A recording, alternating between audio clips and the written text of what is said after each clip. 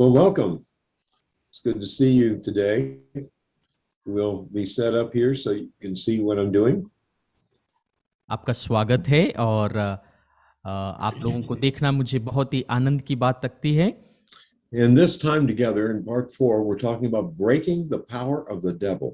और आज के चौथे सत्र में या भाग 4 में हम लोग शैतान की ताकत को तोड़ने के विषय में हम बात करेंगे। In way of review, और पिछले सत्रों में हमने पौलुस की प्रार्थनाओं के विषय में देखा था। what is authority? और अधिकार क्या है उसके विषय में हमने विचार किया था। And seated with Christ. और मसीह के साथ में बैठाया जाना। So let's remind ourselves what Jesus said in Matthew 28:18. So अपने आप को हम लोग आज फिर से याद दिलवाएंगे प्रभु यीशु मसीह ने मत्ती रचित सुसमाचार 28 अध्याय 18 पद में क्या कहा। यीशु ने उनके पास आकर कहा, स्वर्ग और पृथ्वी का सारा अधिकार मुझे दिया गया है। So the word of God teaches that evil spirits are fallen angels, Christ dethroned, giving us the ability, the exousia, to reign over them. परमेश्वर का वचन हमें ये सिखाता है बुरी आत्माएं या दुष्ट आत्माएं वो स्वर्गदूत हैं जो गिराए गए हैं, जिनको प्रभु यीशु मसीह ने सिंहासन से हटा दिया है या उनके अधिकार से उनको बर्खास्त किया है और उनको हटाकर हमें जो सामर्थ्य दी है उनके ऊपर अधिकार रखने की वो हमें प्रदान की है। I want you to keep in mind that the two words power in the English are not the same two words as are in the Greek. देखिए, मैं आपको ये बात ध्यान करने के लिए कह रहा हूं कि जो सामर्थ्य इंग्लिश भाषा में हो और या हिंदी भाषा में हम कहते हैं सामर्थ्य या ताकत, वो यूनानी शब्द में वो दो अलग-अलग वचन है या शब्द है। So at the moment we're looking at the Greek word exousia, which is ability and privilege and force. और अब हम लोग इस समय हम लोग एक्सोसिया, जिसको यूनानी शब्द में उस काबिलियत या वो जो हम लोग कर सकते हैं हमें मिला है। So first we must look at Adam's treason. So हमें पहले आदम की जो बात है या उसका जो ढांचा है उसके ऊपर ध्यान करना है। Originally God made the earth and the fullness thereof, giving Adam the dominion over all the works of his hands. पहले प्रारंभ में परमेश्वर ने आदम को संपूर्ण पृथ्वी के ऊपर और उसमें जो है उसके ऊपर अधिकार दिया था, उसके हाथों में अधिकार दिया था। In other words, Adam was in charge of this world. Adam committed high treason and sold out to Satan, and Satan, through Adam, became the one having authority over the world. दूसरे शब्दों में अगर कहा जाए, आदम जो है परमेश्वर के इस बनाए हुए संसार का देखरेख करने वाला था और आदम को वो अधिकार दिया गया था, लेकिन उस अधिकार को उसने शैतान के हाथों बेच दिया। Through Adam then came sin into the world. Adam didn't have the moral right to commit treason, but he had the legal right to do so. और दूसरा कहा जाए, अब आदम जो है उस काबिलियत को खो दिया और अब वो जो अधिकार है या उसका जो सामर्थ का जो भाग था वो शैतान के हाथों में चला गया। अब वो कानूनी तौर पर अगर कहा जाए अब उस अधिकार में ना था। Let's look at Colossians 1:12 and 13. आइए हम लोग कुलुस्सियों की पत्री 1 अध्याय 12 और 13 पद को हम देखेंगे। और पिता का धन्यवाद करते रहो जिसने हमें इस योग्य बनाया कि ज्योति में पवित्र लोगों के साथ मिरास में सहभागी हों उसी ने हमें अंधकार के वश से छुड़ाकर अपने प्रिय पुत्र के राज्य में प्रवेश करवाया। It is the Father gave us Jesus, the Christ, and it's through him that we are partakers of the inheritance of the saints in light, who hath delivered us. He delivered us from the power of darkness. पिता ने हमें अपने पुत्र यीशु मसीह के साथ में, प्रभु यीशु मसीह में हमें उस मिरास का भागी बनाया जो संतों को उसकी ज्योति में प्राप्त हुआ है, और हमको उस अंधकार की ताकतों से छुड़ाकर अपने प्रिय पुत्र के राज्य में प्रवेश करवाया है। So after the fall of Satan, Satan had the right to be here and to have the same dominion that God had actually given to Adam. और शैतान जो गिरा हुआ स्वर्गदूत है, उसमें उसी प्रकार की सामर्थ को रखते हुए जैसा आदम के पास में अधिकार था वो प्रयोग कर रहा है। Now this is important to understand. Satan had the right to rule over us until we became new creatures and got into the body of Christ. Satan now has no right to dominate us. ये बात आपको समझने की भी आवश्यकता है।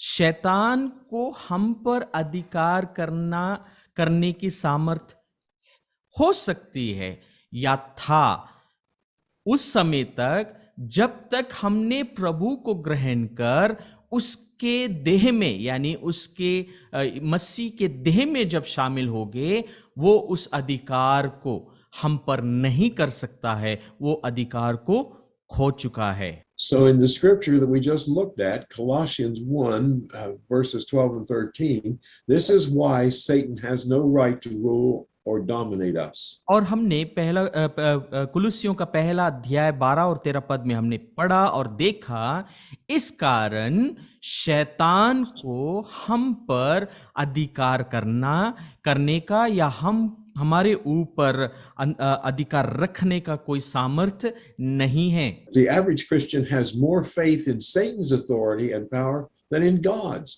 and this is sad. और देखिए, एक दुख की बात हम सोचें, दुख की बात यह है कि बहुत सारे मसीह शैतान की बड़ी सामर्थ को ध्यान करते हैं या उसके शैतान के सामर्थ रखने के ऊपर विश्वास रखते हैं, ना कि परमेश्वर के सामर्थ के ऊपर विश्वास करते हैं। Remember Luke 19. याद रखें लूक का 10:19। यस, देखो मैं तुम्हें सांपों और बिच्छुओं को रोनने का और शत्रु की सारी सामर्थ पर अधिकार दिया है, और किसी वस्तु से तुम्हें कुछ हानि ना होगी। This is where it gets very exciting for us if we understand who we are in Christ. और यहाँ पर हम मसीह में कौन हैं, हम मसीह में क्या, हमारा क्या मिरास है, अगर हम उसको जानने लगते हैं तो वो बहुत ही रोमांचकारी बन जाता है। Pay very close attention now to what Paul said in the first letter to the Corinthians in chapter 15 verses 44 through 47. और पौलुस ने कुरिन्थियों के नाम जो पत्री लिखी है उसका अगर हम ध्यान करें, उसके ऊपर थोड़ा सा हम ध्यान करें तो बहुत ही महत्वपूर्ण एक भाग बन जाता है। पहला कुरिन्थियों उसका 15वां अध्याय और 44 से 47 पद, यहाँ पर इस प्रकार से लिखा है, स्वाभाविक देह बोई जाती है और आत्मिक देह जी उठती है, जबकि स्वाभाविक देह है तो आत्मिक देह भी है। ऐसा ही लिखा भी है कि प्रथम मनुष्य अर्थात आदम जीवित प्राणी बना और अंतिम आदम जीवनदायक आत्मा बना, परंतु पहले आत्मिक ना था पर स्वाभाविक था, इसके बाद आत्मिक हुआ। प्रथम मनुष्य धरती से अर्थात मिट्टी का था, दूसरा मनुष्य स्वर्गीय है। This is so exciting because all Jesus did, he did for us. और ये बहुत ही रोमांचकारी है, ये बहुत ही लुभावनी बात है कि मसीह यीशु ने हमारे लिए बहुत कुछ किया। Our trouble is we tend to put everything into the future. Most church people believe we will exercise our spiritual authority in the millennium. और बहुत सारे मसीह कलीसियाएं या मसीह लोग आने वाले दशक को, यानी बहुत जो मिलीनियम है, आने वाला समय में जो घटित होने वाला है उसके ऊपर ध्यान करते हैं. Why then does the Bible say that Satan will be bound during the millennium? There's no need then for us to have this authority because he will be bound. और बाइबल कहती है उस समय पर जब 1000 साल का जब हम अधिकार में काम करेंगे या अधिकार में होंगे, उस समय शैतान को बांध कर अधगड़े में डाला जाएगा. तो अगर वो आने वाले समय का ये बात है, तो फिर हमें इस समय अधिकार रखने की क्या आवश्यकता है? You see, now is when we have the authority. देखिए, We must, वर्तमान में हमें इस बात को समझना है कि अभी वर्तमान में हमें अधिकार दिया गया है. what Jesus did for us and what he told us to do was always in the now. और यीशु मसीह ने जो किया और यीशु मसीह ने जो हमारे लिए सब कुछ प्रदान किया, वो सब अभी वर्तमान के लिए है. So it is now when there is something that will hurt and destroy that we have authority over it. सो अभी वर्तमान में अगर कोई चीज हमें चोट पहुंचाती है या जिससे हमें हानि होती है, उसके ऊपर परमेश्वर ने हमें क्या दिया है? अधिकार को दिया है. Satan is running a lot of what is happening in the world, but he is not to run us or have dominion over us. शैतान वर्तमान समय में संसार में बहुत कुछ करने को या कर रहा है, लेकिन उसका हम पर कोई अधिकार नहीं है. Do the believers have less authority now in this century than they did right after Jesus' death, burial, and resurrection and ascension, and the seating at the Father's right hand? We have the same authority as then. क्या आज के मसीह, आज के दशक में जो मसीह हैं, उन मसीहों से जो पहली सदी की कलीसिया में थे, जब यीशु मसीह मारे गए, गाड़े गए और तीसरे दिन मृतकों में से जी उठे, उनमें और आज में क्या वो सामर्थ का कोई फर्क दिखता है? We need to build these truths into our lives by meditating and feeding upon them until they become a part of our consciousness in our renewed mind. और हमारे परिवर्तित या हमारे मन के नए हो जाने में हमें इन सत्यों को बढ़ाना है या बनाना है कि हम उनके ऊपर ध्यान करें और उनके ऊपर हम एक समय एक प्रकार से हम उसमें हम भोजन के समान उनको लगातार खाते रहें. So much of the time, we, the body of Christ, even though we have prayed, now Lord, do this or do that, leaving everything up to him. और हम जो मसीह की देह में हैं, हम जब प्रार्थना करते हैं आज भी, प्रभु हमारे लिए ऐसा कीजिए, हमारे लिए वो करके दीजिए, और हम सब कुछ उसके हाथों में दे देते हैं कि वो हमारे लिए करे.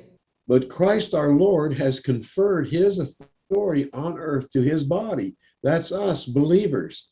Thus we may permit problems to exist because we permit them by doing nothing. और हम जो अधिकार में इस पृथ्वी पर जो परमेश्वर ने हमें अधिकार दिया है और उसकी देह में जो हम भागी हैं और विश्वासी हैं, हमें इस अनुमति को दिया गया है कि हम उन समस्याओं से बाहर आएं, और उस अनुमति को भी दिया है कि हम उससे हमें कुछ ना हो. We have here an interesting story from Brother Hagin, and he told this story. हमारे पास में एक कहानी है और ये भाई केनेथ हेगन के द्वारा बताई हुई एक कहानी है. He said, while praying for my older brother's salvation, I heard the Lord in my spirit challenge me. He said, you do something about it.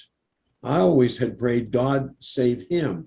But after the Lord challenged me, and after he told me I had the authority, I said, in the name of Jesus, I break the power of the devil over my brother's life, and I claim his salvation. Within 10 days, my brother was saved. The word works. देखिए वो इस कहानी को बताते हैं अपने जीवन से। वो कहते हैं, मैं अपने बड़े भाई के उद्धार के लिए प्रार्थना कर रहा था, और जब मैं ये प्रार्थना कर रहा था तो मेरी आत्मा में परमेश्वर के ये वचन सुनाई दिए, और उस वचन में मेरे लिए चुनौती थी। और वो वचन ये था कि जब मैं प्रभु से प्रार्थना कर रहा था कि प्रभु आप उसे बचाएं, मेरे बड़े भाई को आप उद्धार में लेकर आएं, लेकिन परमेश्वर ने कहा तुम्हें इसके लिए कुछ करना है, और मुझे चुनौती दिया, और मुझे चुनौती मिली, और मैंने ये जाना कि परमेश्वर ने मुझे भी अधिकार दिया है। और मैंने कहा यीशु मसीह के नाम में उस अंधकार के बंधन से मैं अपने भाई को छुड़ाता हूं यीशु के नाम में, और उसके उद्धार को हम मांग लेते हैं। और इस प्रकार से जब मैंने प्रार्थना किया तो उसका उत्तर 10 दिनों में ही मिल गया, और मेरा भाई प्रभु में विश्वास में आ गया। देखिए परमेश्वर का वचन काम करता है। Brother Hagin explains, I gave the order. I didn't keep saying it or praying it. When a king gives an order, he knows it's going to be carried out. देखिए भाई हेगन इस प्रकार से उसको और विस्तृत रूप से बताते हैं कि मैंने उसके लिए क्या किया। उसके लिए मैंने हुक्म दिया, यानी मैंने कहा, अधिकार से उसको कहा, और मैं मात्र कहता नहीं रहा, ना केवल प्रार्थना ही करता रहा। क्योंकि एक राजा जो है जब एक अधिकार से उस बात को कहता है तो उसको पता है कि जो उसने कहा है वो पूरा किया जाएगा। Now, you see, the word tells us that the enemy comes immediately to steal the word. He comes to steal the word in us. Remember that, because he will lie to you. देखिए वचन कहता है, शैतान जो है जैसे ही वचन बोला जाता है वो उसको चुराने के लिए दौड़ कर आता है। देखिए वो आपको हमेशा भरमाएगा या झूठ आपसे कहेगा। Brother Hagin said, the devil tried to tell me my brother never would be saved, but I shut my mind off and started laughing. I said, I don't think he'll be saved. I know it. I took the name of Jesus and broke your power over him and claimed his deliverance and salvation. और भाई Hagin इस प्रकार से उसको और विस्तृत रूप से कहते हैं, शैतान क्या कहता है मुझे भरमाते हुए, तेरा भाई कभी नहीं बच सकता। मैंने क्या किया, मैंने अपने मन को उसके इन बातों से फेर लिया, या उसकी बातों को सुनने से मना कर दिया, और मन ही मन मुस्कुराया, और मैंने कहा हाँ, मैं सोचता हूं शायद ना बच पाए, लेकिन मुझे ये पता है मैं यीशु के नाम से उस भाई के लिए प्रार्थना करता हूं कि तेरी जो सामर्थ उसके ऊपर है उसको मैं तोड़ता हूं, और उसको उसकी छुड़ौती मांगता हूं यीशु मसीह के नाम में, और उसका उद्धार मांग लेता हूं। It's very important to remember that faith rules in authority. We're priests and kings. We have authority, and faith rules in authority. देखिए इस बात को याद रखें, अधिकार में विश्वास काम करता है। हमें विश्वास का इस्तेमाल करना है इस अधिकार के प्रयोग में या इस अधिकार को समझने में। Faith is involved in exercising authority. Yes, there are times when evil spirits come out immediately, but if they don't, when you speak the word of faith, don't get disturbed by it. देखिए विश्वास जो है आत्मिक अधिकार में कार्यरत है, और आप जब इस अधिकार के प्रयोग में होते हैं, शैतान दुष्ट आत्माओं के द्वारा या बुरे कामों के द्वारा आपका सामना जब करता है तो आप तुरंत उनसे बाहर आ सकते हैं, क्योंकि आप वचन को बोलते हैं और आप वचन विश्वास के साथ में बोलते हैं। सो उनके सामना करने से आप ना विचलित हों। Here is a very, very important truth. You must take note of this truth and you must cling to this truth. Base your faith on what the word says, not on manifestations. देखिए, एक बहुत ही प्रमुख सत्य हमें जानने की आवश्यकता है और वो ये है कि आप अपने विश्वास को वचन आधार रखें। आप अपने विश्वास को आधार रखें, ना कि जो आपके सामने प्रकट हो रहा है या जो आपके सामने दिख रहा है, जो शैतान की ओर से भी हो सकता है, उसके ऊपर नहीं, आपका विश्वास परमेश्वर के वचन पर हो। If you are after the manifestations, you are not word based. It's important to be word based. If you're after manifestations, you are not word based. The devil may still be there. Do not be outside of faith. Stay in faith. देखिए, अगर आप जो प्रकट हो रहा है, यानी अगर आप चंगाई को देखते हैं, उसमें चंगाई के ऊपर आपका ध्यान हो जाता है, ना कि आप वचन आधार विश्वास रखते हैं, क्योंकि शैतान भी जो है ऐसे कामों को करता है। सो इसलिए जरूरी है कि विश्वास से बाहर ना हो। When circumstances don't change immediately, some people become discouraged and slip back into the natural. You don't want to do that. देखिए, काफी बार क्या होता है कि जब परिस्थितियां तुरंत नहीं बदलती हैं, तो बहुत सारे लोग निरुत्साहित हो जाते हैं और स्वाभाविक पुराने स्वभाव में वापस चले जाते हैं। What happens is they start talking unbelief and they defeat themselves. They give the devil dominion over them. और वो क्या करते हैं? अविश्वास को प्रकट करते हैं या अविश्वास का बखान करते हैं अपने मुंह से और अपने आप में पराजित महसूस करते हैं और क्या करते हैं? इस प्रकार से शैतान को अवसर देते हैं कि वे उसके ऊपर अधिकार को कर ले। Now there is the case of Hagen's stolen pants. यहाँ पर एक Stolen on Monday. Okay, go ahead. यहाँ पर एक विस्तार है, एक कहानी है भाई हेगन के चुराई हुई पोशाक के ऊपर। So they were stolen on Monday. He needed them back on Thursday. So he prayed the thief would be so miserable that they would be returned. Thursday, he had the pants he needed to preach. They were returned. और क्या हुआ? सोमवार के दिन उसकी पोशाक गुम हुई थी और उसको वो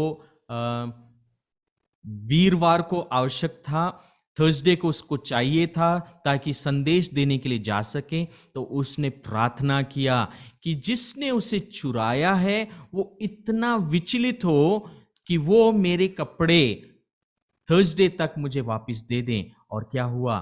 थर्सडे को, बृहस्पतिवार को उसके पोशाकें उसके पास में पहुंच गई।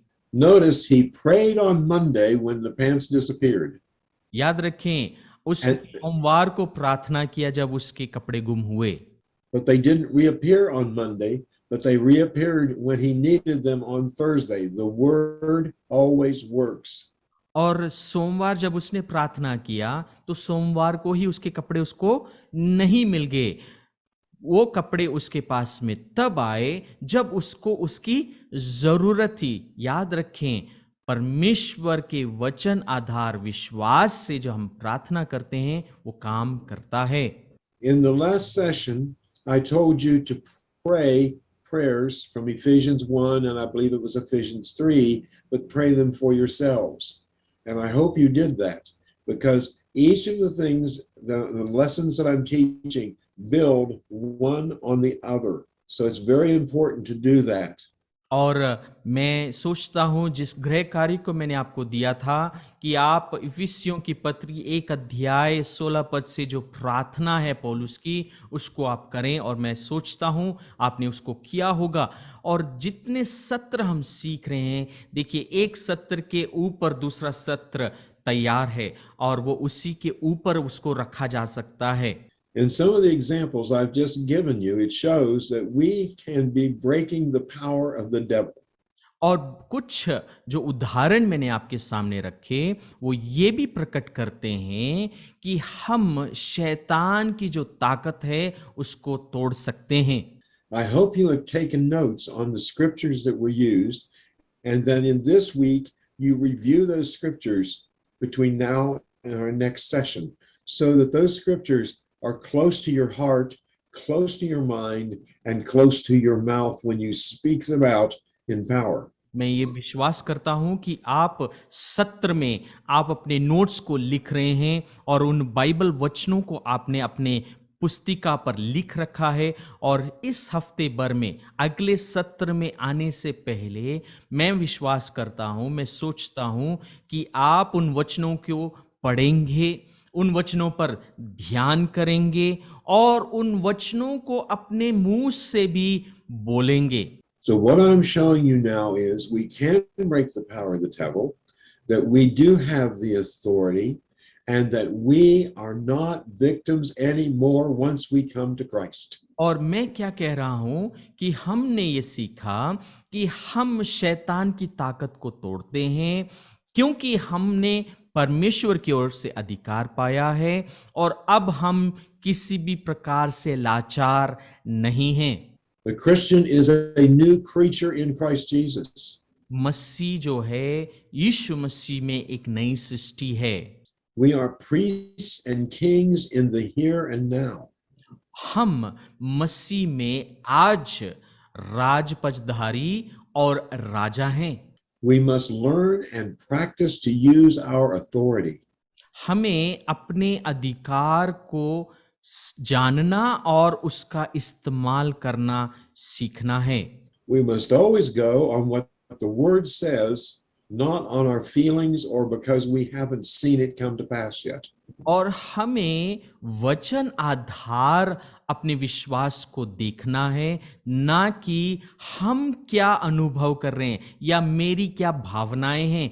The word spoken never returns void. जो वचन बोला जाता है वो कभी भी उस काम को किए बिना वापस नहीं आता है। We must walk in the confidence of the faith that the word is true and the word works. और हमें इस विश्वास में, यानी इस विश्वास आधार पर हमें चलना है कि परमेश्वर का वचन सामर्थी है और परमेश्वर का वचन काम करता है। This session is a little bit shorter, but because it's shorter does not make it less powerful. It is something that you must focus on so that we can move on and build and build and build and walk in our authority. और ये सत्र आप देखते हैं कि थोड़ा छोटा है, यानी सामग्री कम है, लेकिन छोटा होने का अर्थ ये नहीं है कि ये सामर्थ्य नहीं है, क्योंकि ये जो सत्र है इसमें हम ये सीख रहे हैं कि हम अधिकार में बढ़ते जाते हैं और उसमें काम करते हैं और वो हमारे जीवन में कार्यरत हो जाता है। We must first remind ourselves what the Word of God says about us. We must speak that even when we're alone. Speak it so your ears hear it and it gets into your mind that you know who you are in Christ. और जब आप अकेले में हो आप वचन को बोलें, अपने मुंह से उसको बोलें ताकि आपके कान भी सुने और आपके मन में ये बात बार बार गूंजे कि आप यीशु मसीह के कौन हैं, आप कौन हैं मसीह में।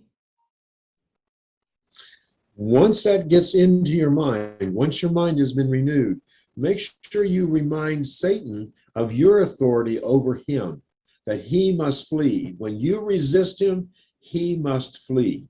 और आप जब अपने मन में ये बात जान गए हैं कि मसीह में मैं कौन हूं, सो उस अधिकार में आप क्या करें, शैतान को भी इस बात को ज्ञात करवाएं कि जब आप उस अधिकार में हैं तो उस अधिकार के प्रयोग से जब आप उसको आज्ञा देते हैं या उसका सामना करते हैं तो उसे भागना ही होगा, वो भागेगा।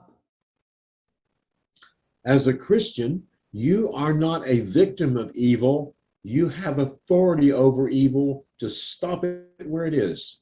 और आप अब लाचार नहीं है, मोहताज नहीं है बुराई के ऊपर, परंतु आपको उस बुराई के ऊपर परमेश्वर ने अधिकार को दिया है।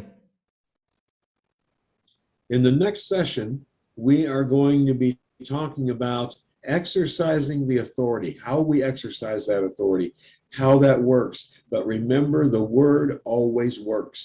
और अगले सत्र में हम लोग उस अधिकार को कैसे प्रयोग करें या उसका कैसे प्रयोग किया जाता है उसके ऊपर सीखेंगे। परंतु ये बात को याद रखें, वचन काम करता है।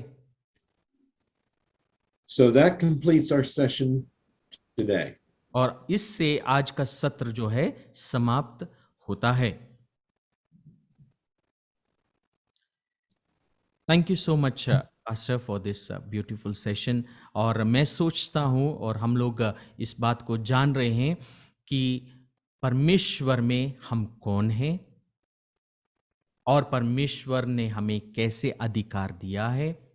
और अंग्रेजी में या यूनानी शब्द में उसके दो अर्थ हैं, हालांकि हिंदी में भी हम उसको आराम से समझ सकते हैं, सामर्थ और अधिकार। और उस अधिकार में हम क्या कर सकते हैं, परमेश्वर के सामर्थ को मुंह से वचन बोलते हुए हम उस अधिकार का प्रयोग कर सकते हैं। और ये अधिकार हमें मसीह के साथ में बिठाए जाने के द्वारा, जहां मसीह है उसके अधिकार में हम लोग बिठाए गए हैं।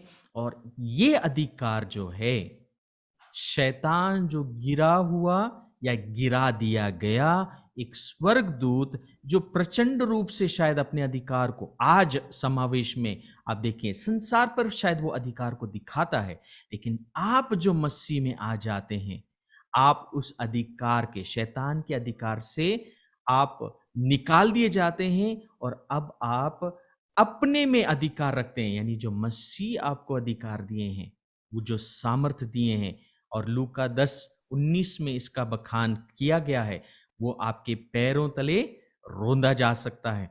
सो शैतान के ऊपर आपको अधिकार दिया गया है। सो इसका प्रयोग आप करेंगे आप, यानी अपने प्रयोग का मतलब ये नहीं कि एक कोई एक्सपेरिमेंट है, लेकिन ये जाने कि प्रभु ने यह काम आपके जीवन में दिया है। और शैतान को आप अपने वचनों से नहीं भगा सकते, परंतु परमेश्वर के वचन की सामर्थ से जब आप खुद को जानेंगे कि मैं कौन हूं। याद रखें, जैसे पिछले हफ्ते उन्होंने एक उदाहरण दिया था, एक पुलिसकर्मी शारीरिक रूप से एक वो छोटा सा दिखता है, शायद आपके और मेरे कद से बहुत छोटा होगा, बहुत पतला कमजोर दिखाई देता हो, लेकिन वो एक हाथ को उठाए और ट्रैफिक को रोके तो वो रुक जाता है। क्या कारण है?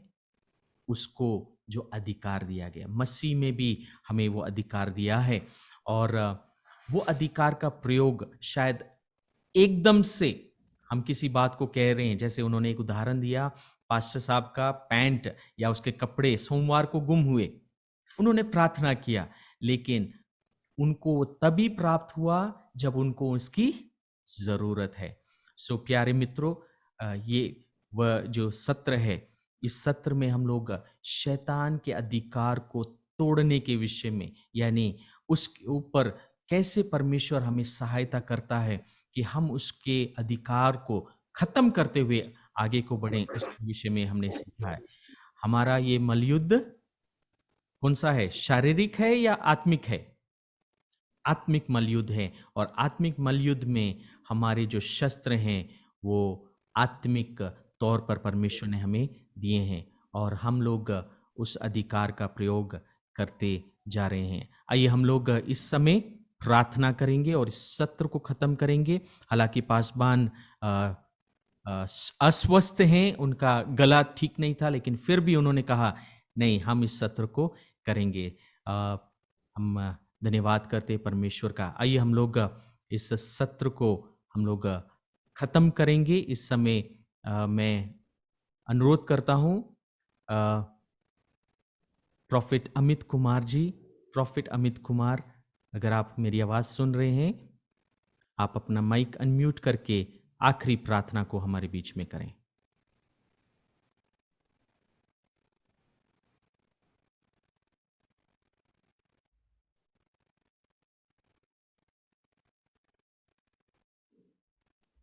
ब्रदर माइकल खजूर, अगर आप मेरी आवाज सुन रहे हैं।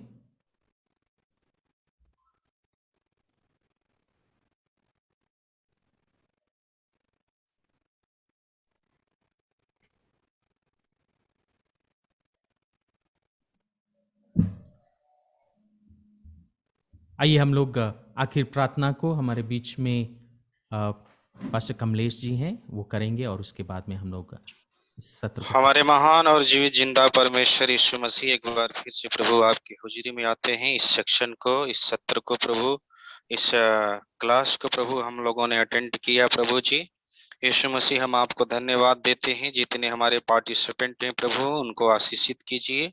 खास करके हमारे टीचर के लिए प्रभु, उनके सेहत के लिए प्रभु जी, स्वस्थ होने की कामना करते हैं प्रभु जी, पूर्ण रूप से स्वस्थ हो जाएं। उनके हेल्थ के लिए प्रभु जी हम प्रेयर करते हैं कि प्रभु अच्छे से आने वाले सत्र में, आने वाले सेक्शन में प्रभु बिल्कुल पूर्ण रूप से वो अपने आप को फुलफिल, फ्रीडम महसूस करें, आपकी आशीष उतरे। आज के क्लास के दौरान हमने देखा प्रभु जी कि किस प्रकार से हम शैतान के शक्तियों पर, उसके अधिकारों पर कैसे विजय प्राप्त करते हैं। महान जीवित सामर्थी परमेश्वर, हम धन्यवाद देते हैं। आपकी आशीष प्रभु चाहते हैं। अगले क्लास के लिए, नेक्स्ट सेक्शन के लिए प्रभु आशीषित करें, और सभी को प्रभु एक सूत्र में प्रभु बांध के रखे, ताकि शैतान उस पर दोबारा कब्जा न करने पाए। प्रभु सारा बातों को आपके हाथ में देते हैं। प्रार्थना यीशु मसीह के नाम से मांग लेते हैं पिता, सुनिए, दया से कबूल करें, आमीन। So as I was saying, Jesus did not say only a select few, but he said each of you would have this authority. देखिए, यीशु ने इस प्रकार से नहीं किया कि केवल कुछ लोगों को यह अधिकार मैं दे देता हूं, किसी को चुनकर मैं ये अधिकार को देता हूं, लेकिन क्या है, सच्चाई ये है कि सबको उसने, जितने विश्वास करने वाले हैं, सबको यह अधिकार दिया है। As we study what the Word of God teaches and educate our spirits about the authority of the believer, we will be able to walk in this great truth more and more. और जब परमेश्वर का वचन हम इस प्रकार से सीखते हैं और सिखाता है, और उसका आत्मा हमें इस बात में और प्रकाशित कर हमें सिखाता है, जो एक विश्वासी का अधिकार है उसके विषय में, तो हम लोग क्या करेंगे, हम क्या करने पाएंगे कि इस सत्य को और ज्यादा जानते हुए उसमें हम चलने पाएंगे।